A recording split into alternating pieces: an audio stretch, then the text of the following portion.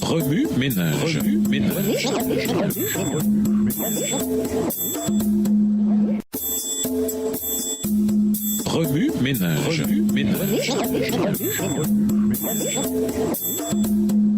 Bienvenue dans votre émission Remue ménage.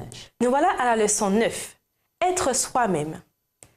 Pour cette raison même, faites tous vos efforts pour ajouter à votre foi la bonne conduite, à la bonne conduite la vraie connaissance de Dieu, à la connaissance ajouter la maîtrise de soi, à la maîtrise de soi la persévérance et à la persévérance l'attachement à Dieu. Enfin, à l'attachement à Dieu, ajoutez l'affection fraternelle et à l'affection fraternelle l'amour. 2 Pierre 1, versets 5 à 7. Dans un commentaire sur les 8 vertus mentionnées dans 2 Pierre 1, Ellen White appelle celles-ci les 8 degrés de l'échelle de Pierre. Nous sommes sauvés en gravissant cette échelle échelon par échelon. Le Christ est l'échelle, ajoute-t-elle. À chaque échelon que nous gravissons, nous avons le Christ pour justice, force et soutien. Satan, tu as perdu. Lisons Jacques 1, versets 2 à 15. Jacques 1, les versets 2 à 15. Mes frères, regardez comme un sujet de joie complète les diverses épreuves auxquelles vous pouvez être exposés, sachant que l'épreuve de votre foi produit la patience. Mais il faut que la patience accomplisse parfaitement son œuvre, afin que vous soyez parfaits et accomplis sans faillir en rien. Si quelqu'un d'entre vous manque de sagesse, qu'il la demande à Dieu, qui donne à tous simplement et sans reproche, et elle lui sera donnée. Mais qu'il la demande avec foi, sans douter, car celui qui doute est semblable au flot de la mer, agité par le vent et poussé de côté et d'autre. Qu'un tel homme ne s'imagine pas qu'il recevra quelque chose du Seigneur. C'est un homme irrésolu, inconstant dans toutes ses voies. Que le frère de condition humble se glorifie de son élévation. Que le riche, au contraire, se glorifie de son humiliation, car il passera comme la fleur de l'herbe. Le soleil s'est levé avec sa chaleur ardente. Il a desséché l'herbe, sa fleur est tombée et la beauté de son aspect disparut. Ainsi, le riche se flétira dans son entreprise. Heureux l'homme qui supporte patiemment la tentation, car après avoir été éprouvé, il recevra la couronne de vie que le Seigneur a promise à ceux qui l'aiment. Que personne, lorsqu'il est tenté, ne dise « c'est Dieu qui me tente », car Dieu ne peut être tenté par le mal et il ne tente lui-même personne. Mais chacun est tenté quand il est attiré et amorcé par sa propre convoitise. Puis la convoitise, lorsqu'elle a conçu, enfante le péché et le péché étant consommé, produit la mort. Satan, au nom de Jésus, entends bien mes paroles. Garde pour toi ta haine, tes mensonges et ton orgueil, car l'amour de Dieu remplit maintenant mon cœur et me sanctifie. Tu as beaucoup à m'offrir. Voiture, argent, télé, etc. Et de la malbouffe à volonté, laquelle tôt ou tard fera de moi un obèse. Tu veux m'offrir une grande maison sur une immense propriété entourée d'une clôture et de l'argent suffisamment pour remplir toute une pièce? Eh bien, sache vaincu, car c'est ce que tu es parce que tu as perdu la bataille. Sache que ce que tu as à m'offrir, je n'en veux pas. Je repousse ton offre, quoi qu'il m'en coûte. Vas-y, prends ma maison, ma voiture, mon emploi, prends tout ce que tu veux. Le saint devant toi ne versera pas une larme. Toi qui cherches à me duper, sache que je vais te retourner tout ce que tu m'envoies. Je n'ai cure de ce que tu penses ou des agents que tu m'envoies. Je ne suis pas ici pour plaire à mon voisin, à monsieur un tel ou à madame une telle. Non, ce que les gens pensent ne m'importe pas. Dieu a la priorité dans ma vie. Je ne tue pas, ne bois pas, ne fume pas. Cependant, il m'arrive de faire des erreurs, de mal agir. Et toi, Satan, tu essaies à fond d'en tirer parti. Mais Dieu est tout-puissant. Dans sa grâce, sa miséricorde et son amour, il me pardonne et efface mes péchés. Même si je devais me retrouver seul, je n'ai qu'un but. Amener mes semblables à faire le bien par le Dieu tout-puissant qui a déjà remporté la bataille. Satan, tu as perdu. Très peu de gens dans l'histoire de cette planète ont manifesté une plus grande foi que Pierre. À quoi l'apôtre devait-il la solidité de sa foi? Ils sont rares ceux qui ont subi autant d'épreuves et de tentations que lui. Si tout comme lui, vous décidez de suivre le Christ et de marcher par la foi, alors vous pourrez vous lever fièrement et proclamer avec confiance « Satan, tu as perdu ». Au revoir. Et à demain si Dieu veut. Remue ménage. Remue ménage.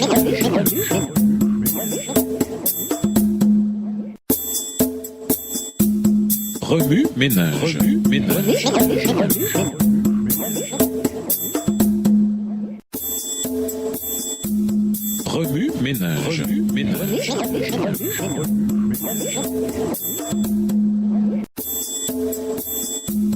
Remue ménage. Ménage. Bienvenue dans votre émission. Remue-ménage. Nous voilà à la leçon du dimanche. Nouvelle identité, nouvelle vie. La transformation. Lisons Matthieu 26, les versets 33, 35 et 75. Matthieu 26, versets 33, 35 et 75. Pierre, prenant la parole, lui dit, « Quand tu serais pour tous une occasion de chute, tu ne le seras jamais pour moi. » Pierre lui répondit, « Quand il me faudrait mourir avec toi, je ne te renierai pas. » Et tous les disciples dirent la même chose. Verset 75. Et Pierre se souvint de la parole que Jésus avait dite, « Avant que le coq chante, tu me renieras 3 fois. » Et étant sorti, il pleura amèrement. Dans 2 Pierre 1, verset 4, Pierre déclare au lecteur que les promesses de Dieu sont précieuses, nombreuses et disponibles pour le croyant. Quel merveilleux encouragement! Oui, Amen, Alléluia! En outre, ces précieuses promesses nous sont données à travers notre relation avec lui pour que nous puissions mener une vie sainte. Oui, Amen, Alléluia! C'est cette vie-là que nous désirons. Quand on pense au niveau de bonté, il semble plutôt difficile d'exercer une bonté plus grande que celle que Dieu a créée. Ceci dit, comment nous engageons-nous dans une telle vie? Au verset 1, Pierre nous donne involontairement la réponse. Lisons ce verset attentivement pour ne pas passer à côté de la déclaration la plus profonde de tout le chapitre. De la part de Simon-Pierre, serviteur et apôtre de Jésus-Christ. C'est par une description personnelle que Pierre commence son épître. Il s'identifie lui-même en tant que serviteur. Il n'est plus le Pierre guerrier qui avait coupé l'oreille du soldat venu arrêter Jésus, ni le gars cool qui craignait les critiques d'autrui et peut-être même la persécution au point de renier Jésus, ni l'homme qui, en pleine tempête, avait osé sortir du bateau pour rejoindre Jésus en marchant sur l'eau. Pierre se décrivait maintenant en tant que serviteur. L'apôtre avait enfin trouvé la vie sainte. Pour cela, il avait dû permettre à Dieu de transformer son image personnelle et de réformer sa conception de sa place dans le monde. Lorsque Jésus lui prédit qu'il le renierait, Pierre répondit, « Je ne prétendrai jamais que je ne te connais pas, même si je dois mourir avec toi. » Matthieu 26, verset 35, Marc 14, verset 31. Malheureusement, Pierre, comme beaucoup d'entre nous, ne connaissait pas sa faiblesse. Il renia Jésus 3 fois, tout comme celui-ci l'avait prédit. Au moment où le coq chanta, il se souvint des paroles de Jésus et fut horrifié en se rendant compte de ce qu'il venait de faire. Matthieu 26, verset 75, Marc 14, verset 72 et Jean 18, verset 27. La bonté à laquelle nous aspirons ici-bas ne nous est pas naturelle. C'est un don de Dieu, un don que nous recevons tandis que nous mêlons notre vie à la sienne. C'est la puissance divine qui nous rend capables de mener une vie sainte. Pierre désirait honorer Dieu par sa vie, mais était incapable d'y arriver par sa propre volonté. Heureusement, il tira une leçon de sa faute. Au premier chapitre de sa seconde épître, ce n'est plus le Pierre tapageur fanfaron qui s'appuie sur ses propres forces pour mener une vie sainte que nous rencontrons, mais le serviteur sage qui sait maintenant que seule la puissance divine nous rend capables de mener une vie sainte. Le partage. Lisons Ésaïe 43, versets 10 et 11. Ésaïe 43, les versets 10 à 11. Vous êtes mes témoins, dit l'Éternel, vous et mon serviteur que j'ai choisi, afin que vous le sachiez, que vous me croyiez et compreniez que c'est moi.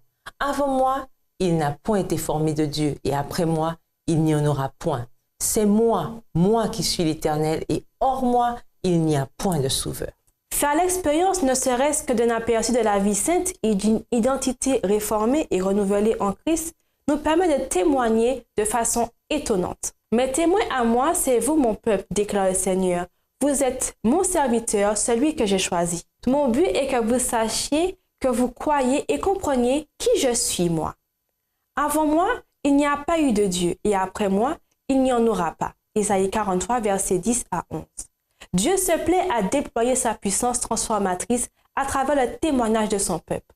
Comme nous l'avons noté plus haut, Pierre lui-même constitue un excellent exemple non seulement du changement qui se produit dans un croyant né de nouveau, mais de la puissance que Dieu peut exercer par le biais de cet individu pour sauver les autres. Lorsque notre vie se mêle à celle du Christ, nous devenons les ambassadeurs d'une vie sainte. Les récompenses. Lisons 2 Pierre 1, les versets 10 et 11. 2 Pierre 1, versets 10 à 11. C'est pourquoi, frères, Appliquez-vous d'autant plus à affermir votre vocation et votre élection, car en faisant cela, vous ne broncherez jamais. C'est ainsi en effet que l'entrée dans le royaume éternel de notre Seigneur et Sauveur Jésus-Christ vous sera pleinement accordée. Pierre nous informe des récompenses qui nous attendent. C'est pourquoi, frères, efforcez-vous encore plus de prendre au sérieux l'appel que Dieu vous a adressé et le choix qu'il a fait de vous, car en faisant cela, vous ne tomberez jamais dans le mal. C'est ainsi que vous sera largement accordé le droit d'entrer dans le royaume éternel de notre Seigneur et Sauveur Jésus-Christ. De Pierre 1, les versets 10 et 11. La vie sainte ne se termine pas ici-bas, elle est promise pour l'éternité. La puissance divine qui modèle notre nouvelle identité n'est pas confinée à ce monde. Nous jouirons quotidiennement et éternellement d'une communion avec celui qui nous a donné la preuve de son amour infini pour nous. Le plan pour Pierre et pour nous. Lisons Jean 14, verset 6. Jean 14, verset 6, Jésus lui dit « Je suis le chemin, la vérité et la vie. Nul ne vient au Père que par moi. » Je suis le chemin, la vérité et la vie. Personne ne peut aller au Père autrement que par moi. Jean 14, verset 6. Dieu a pourvu à tous pour notre salut. Le fondement de notre salut repose sur la mort, l'ensevelissement et la résurrection de Jésus. Le salut ne s'obtient qu'en lui, car nulle part dans le monde entier, Dieu n'a donné aux êtres humains quelqu'un d'autre par qui nous pourrions être sauvés. Acte 4, verset 12. Le plan du salut est global et complet. Tandis que nous nous confions totalement au Créateur et suivant l'exemple de Jésus-Christ, nous devenons bénéficiaires de ce plan. Premier ménage, en quoi Dieu pourrait-il vouloir transformer votre identité? Avez-vous déjà subi un échec spirituel? Dans l'affirmative, qu'avez-vous appris sur vous-même, sur Dieu? Comment pourriez-vous utiliser ce que vous avez appris pour développer une relation plus solide avec Dieu? Au revoir et à demain si Dieu veut. Remue ménage. Remue ménage.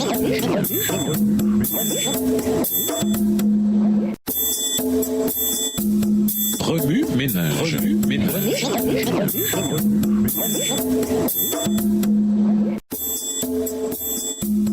Remue ménage. Remue ménage.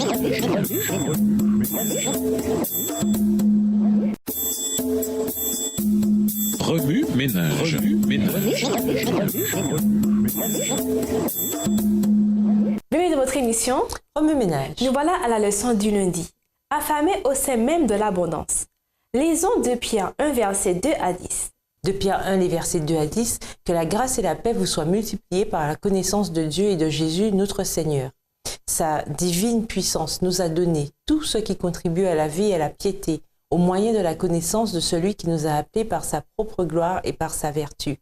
Celle-ci nous assure de sa part les plus grandes et les plus précieuses promesses, afin que par elles, vous deveniez participants de la nature divine, en fuyant la corruption qui existe dans le monde par la convoitise. À cause de cela même, faites tous vos efforts pour joindre à la foi la vertu à la vertu, la connaissance. À la connaissance, la maîtrise de soi. À la maîtrise de soi, la patience. À la patience, la piété. Verset 7. À la piété, l'amitié fraternelle. À l'amitié fraternelle, l'amour. Car si ces choses sont en vous et ils sont en abondance, elles ne vous laisseront point oisifs ni stériles pour la connaissance de notre Seigneur Jésus-Christ. Mais celui en qui ces choses ne sont point est aveugle. Il ne voit pas de loin. Et il a mis en oubli la purification de ses anciens péchés. C'est pourquoi, frères, appliquez-vous d'autant plus à affermir votre vocation et votre élection, car en faisant cela, vous ne broncherez jamais. Avez-vous déjà eu faim? Au point où votre estomac vous fait mal, où vous avez l'impression d'avoir du sable dans la bouche et non de la salive? Soudain, vous apercevez de la nourriture. L'eau vous monte à la bouche rien qu'à l'idée que vous allez enfin manger. Dire que cette nourriture savoureuse n'attendait que vous. Parfois, en tant que chrétiens, nous désirons mener une vie sainte, mais ignorons complètement que Dieu nous a donné tout ce dont nous avons besoin pour vaincre l'ennemi. Dans la Bible, qui mieux que Pierre peut exposer clairement ce point?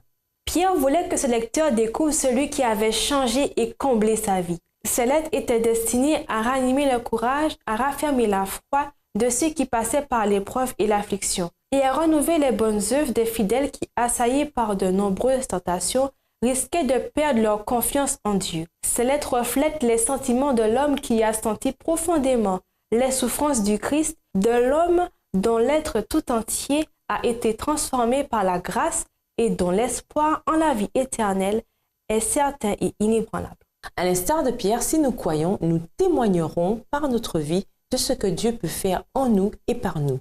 Les épreuves que nous subissons aujourd'hui peuvent ne pas être physiques. Cependant, elles affaiblissent notre assurance que Dieu prend soin de nous et s'intéresse à notre lutte contre le péché.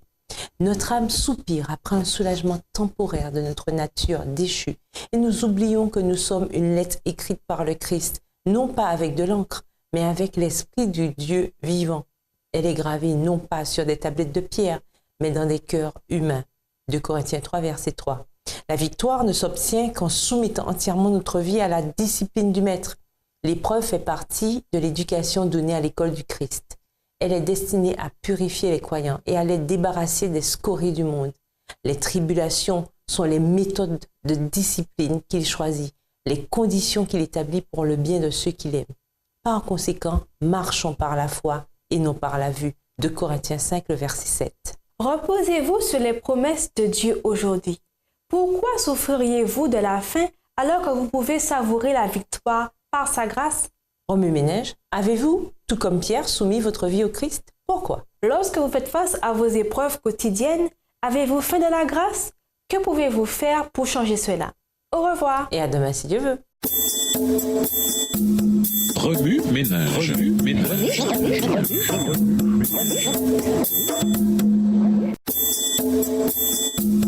Remue-ménage. Remue-ménage.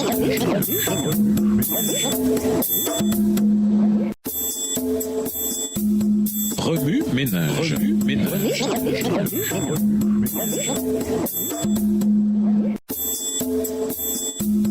Remue-ménage. Remue-ménage.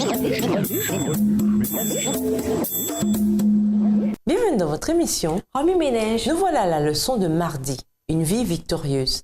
Lisons 2 Pierre 1, les versets 1 à 4. 2 Pierre 1, versets 1 à 4. Simon Pierre, serviteur et apôtre de Jésus-Christ, à ceux qui ont reçu en partage une foi du même prix que la nôtre, par la justice de notre Dieu et du Sauveur Jésus-Christ. Que la grâce et la paix vous soient multipliées par la connaissance de Dieu, de Jésus notre Seigneur.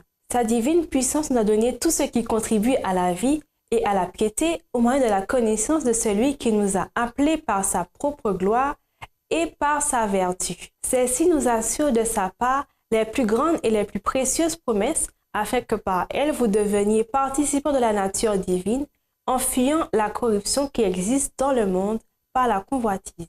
Dans 2 Pierre 1, Pierre nous donne un magnifique instantané de la vie chrétienne victorieuse. Alors qu'il nous révèle le secret d'une marche chrétienne réussie, 4 principes importants surgissent.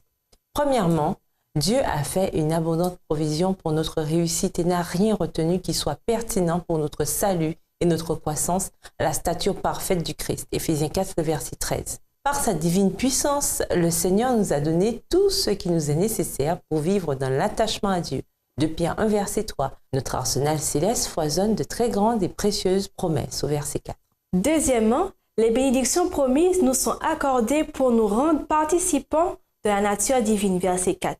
Le Christ est venu pour restaurer l'image divine en nous, image que nous avons perdue lors de l'entrée du péché dans le monde. Tandis que nous continuons à nous rapprocher du Christ et que notre marche avec lui gagne en maturité, nous sommes transformés pour être semblables au Seigneur et nous passons d'une gloire à une gloire plus grande encore. Voilà en effet ce que réalise le Seigneur qui est l'Esprit. 2 Corinthiens 3, verset 18.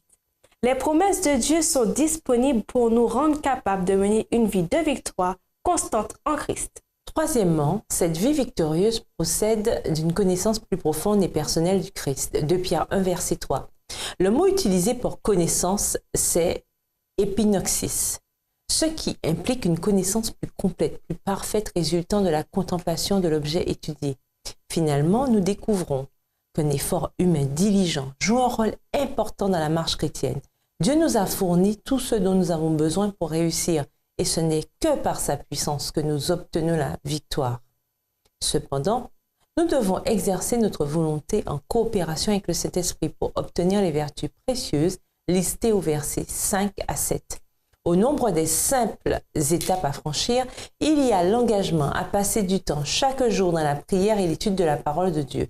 Nous devons ajouter aux dons que Dieu nous a déjà accordés une poursuite diligente des vertus chrétiennes. En travaillant de concert avec Dieu, le chrétien est capable de développer une vie sanctifiée. Remue-ménage. Comment reconnaissons-nous et incorporons-nous le rôle de l'effort humain diligent dans la vie chrétienne sans pour autant devenir légaliste ou suffisant? Considérez Philippiens 2, verset 13. Quelle est l'importance de la manifestation du fruit de l'esprit dans notre témoignage envers nos semblables? Au revoir. Et à demain si Dieu veut. Remue-ménage. Remue-ménage.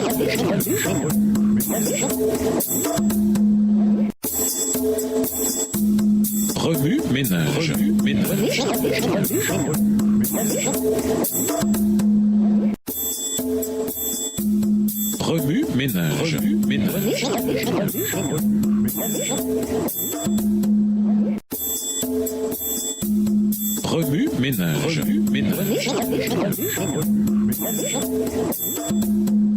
Une votre émission. Remue-ménage. Nous voilà au mercredi. Mourir pour vivre. Lisons Galates 2, verset 20. Galates 2, le verset 20. J'ai été crucifié avec Christ, et si je vis, ce n'est plus moi qui vis, c'est Christ qui vit en moi.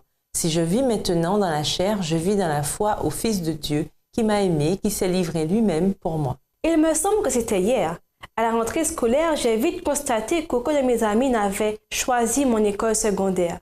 Ce n'est qu'au début du deuxième semestre que je me suis lié d'amitié avec une camarade de classe en sciences. Elle m'a présenté à plusieurs personnes, si bien que mon expérience au secondaire a changé en un instant. Jusqu'à ce que je me fasse des amis, je ne m'étais pas rendu compte à quel point je me sentais seule. Un jour, l'une de mes nouvelles amies m'a invitée à la patinoire. Un vrai coup de massue. C'est alors que j'ai décidé de mourir. Je lui ai dit que c'était mon sabbat et que je ne pouvais pas. Je ne savais trop à quoi m'attendre, ni comment répondre à ces questions. Mais ce jour-là, j'ai choisi de mourir à moi, c'est-à-dire de suivre le Christ, même si cette décision ferait de moi un paria de la société ou mettrait un terme à mes nouvelles amitiés. J'ai choisi de suivre le Christ, même si mon choix entraînerait un retour à ma solitude du début de l'année scolaire. Quand nous prenons la décision d'être un croyant, nous ne nous doutons pas que mourir chaque jour pour suivre le Christ sera aussi difficile que ça. Nous ne savons pas qu'à certains moments, nous devrons prendre position pour lui, même si notre réputation, notre popularité ou une relation précieuse est en jeu. Pourrons-nous alors nous lever et mourir pour le Christ? Que pouvons-nous faire pour avancer dans notre marche chrétienne? Cherchons ce que signifie suivre le Christ. Il nous faut être très familier avec la parole de Dieu et avec ce que signifie suivre l'exemple du Christ. Prenons notre décision. Après avoir bien évalué les coûts, demandons-nous si cette personne, cet endroit ou cette chose vaut l'éternité. Faisons part de nos décisions à nos amis et à nos êtres chers. Annonçons nos décisions à ceux que nous aimons et à ceux dont nous nous occupons. Rappelons-leur que nous conformons nos décisions quotidiennes à la volonté de celui que nous avons choisi de suivre. Imitons le comportement du Christ. Pour ce faire, il nous faut renoncer à nos propres désirs chaque jour. Remue-ménage, trouvez 2 moments du ministère du Christ où Jésus a renoncé à ses propres désirs pour faire la volonté de son Père. Vous est-il arrivé récemment de vous retrouver dans une situation où vous avez suivi un ami ou vos propres désirs plutôt que Jésus?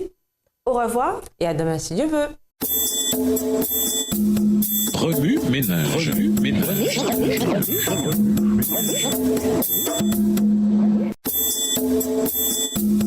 Remue-ménage.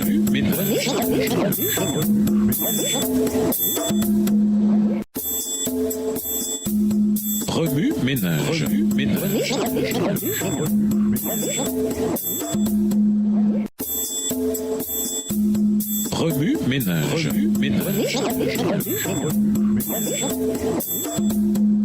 Bienvenue dans votre émission. Remue-ménage. Nous voilà à la leçon de jeudi. Vous, un point c'est tout. Lisons 1 Pierre 2, le verset 9.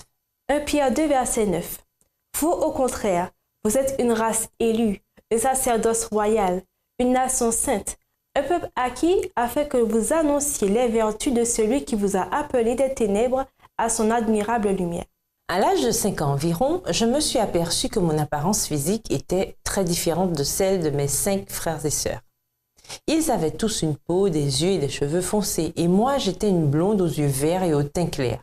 Je détestais les questions qu'on me posait sur mon ethnie. J'en avais marre des taquineries de mes pères et même des étrangers. Je détestais tout ce qui, dans mon apparence, me distinguait des autres. Chaque fois que je me plaignais de mon apparence à ma mère, elle m'assurait que Dieu n'avait pas fait d'erreur en me créant telle que j'étais.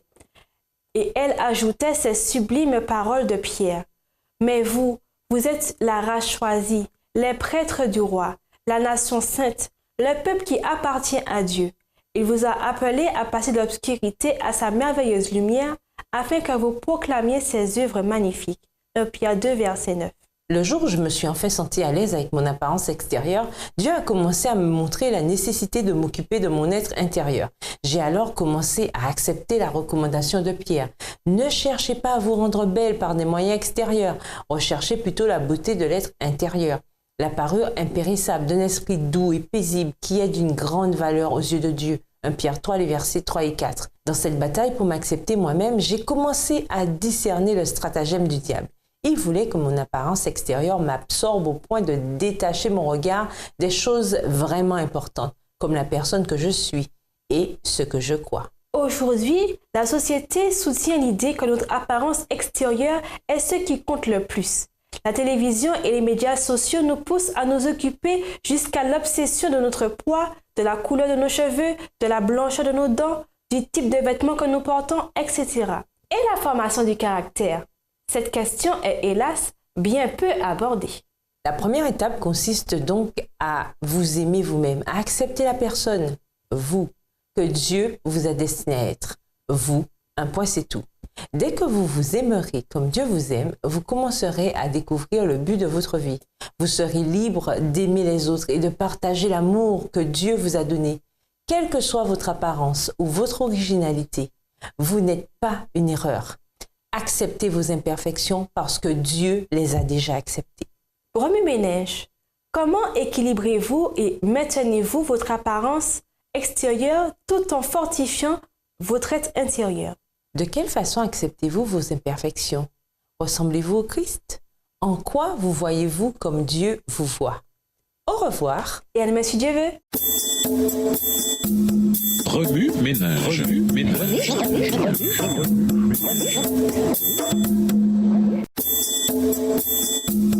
Remue-ménage.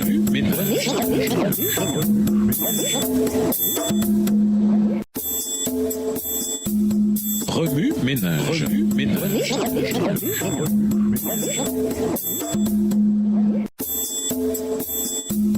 Remue-ménage. Remue-ménage. Bienvenue dans votre émission. Remue-ménage. Nous voilà au vendredi.